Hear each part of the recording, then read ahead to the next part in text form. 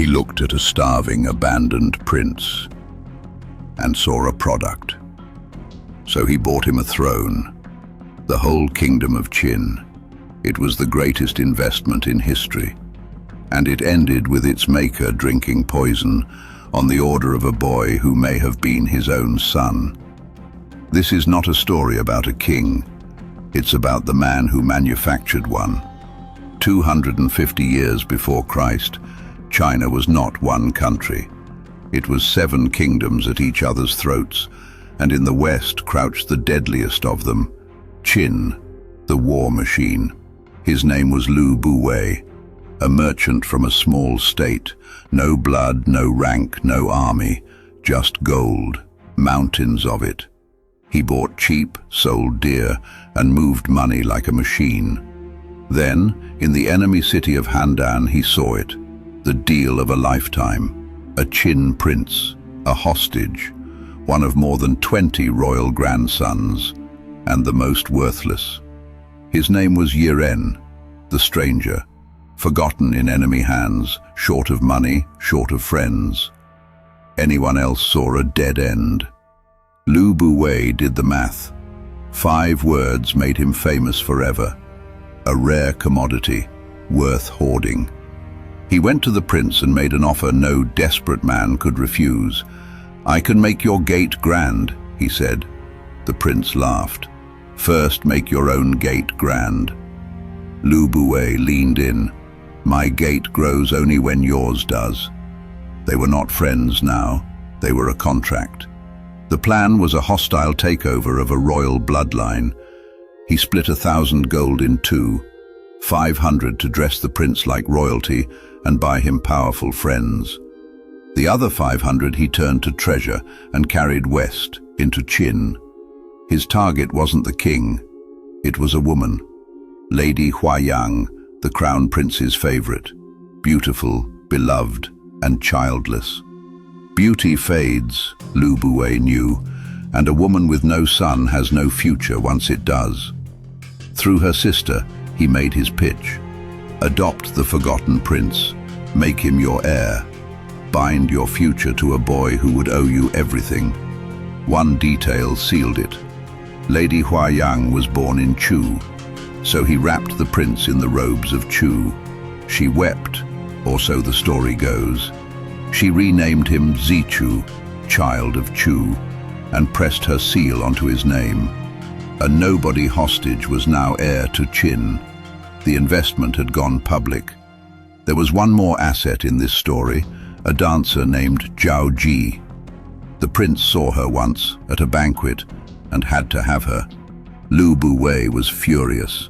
He had already sunk a fortune into this man, so he gave her up, another payment on the deal. And here the histories whisper something darker. By some accounts, when he gave her away, Zhao already carried his child. When her time came, she bore a son. They named him Zheng.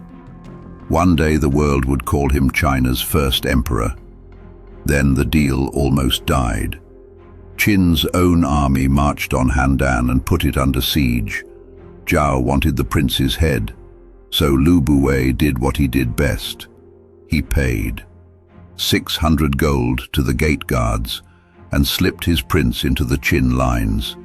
They left the dancer and the baby behind. The future first emperor spent his first years hiding from soldiers hunting his father. For years the investment just sat there. Then it all paid off. The old king died. The crown prince took the throne, the real father of Buwei's man. And that king died too, after 3 days on the throne. The forgotten hostage, the man nobody wanted, was now King Xiang of Qin. Buwei collected, Chancellor, Marquis of Wenxin, a fief of 100,000 households.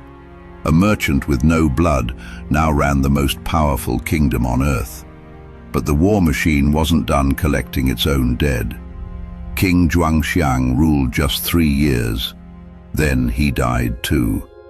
And the throne of Qin passed to a 13-year-old boy, Zheng, a child king a kingdom of war, and one man behind the throne, holding all of it.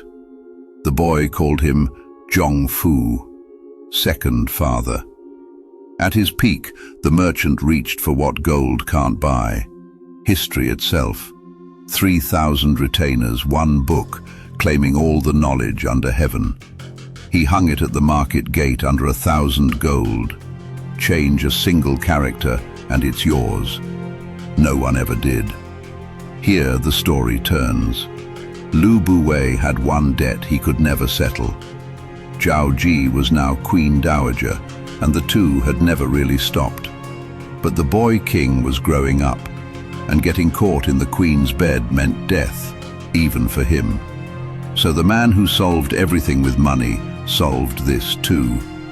He found a replacement, and appraised the man like goods, the way he once appraised a prince. His name was Lao Ai, a market strongman, famous for one vulgar trick. Buwei smuggled him into the palace as a fake eunuch to sit at the queen's side, unsuspected. The queen was delighted. The merchant had paid his debt with another man's body. Except he hadn't. Lao Ai didn't stay a servant. The queen bore him 2 sons, in secret. She hid them far away. She made him a marquis. He took thousands of servants, a private fortune, a shadow court of his own. A street performer, smuggled in by a merchant, now called himself the king's stepfather. It all came apart at the king's coming of age. At 21, Ying went to be crowned. Lao Ai panicked. He forged the royal seals, raised troops, and tried to take the kingdom by force. The boy he'd planned to murder crushed him in days. The young king's revenge set the standard for everything he would become. Lao Ai was torn apart by chariots, his whole clan, to the 3rd degree, wiped out. And the queen's 2 hidden sons were beaten to death in sacks. His own mother he locked away. The boy king was done being anyone's pawn.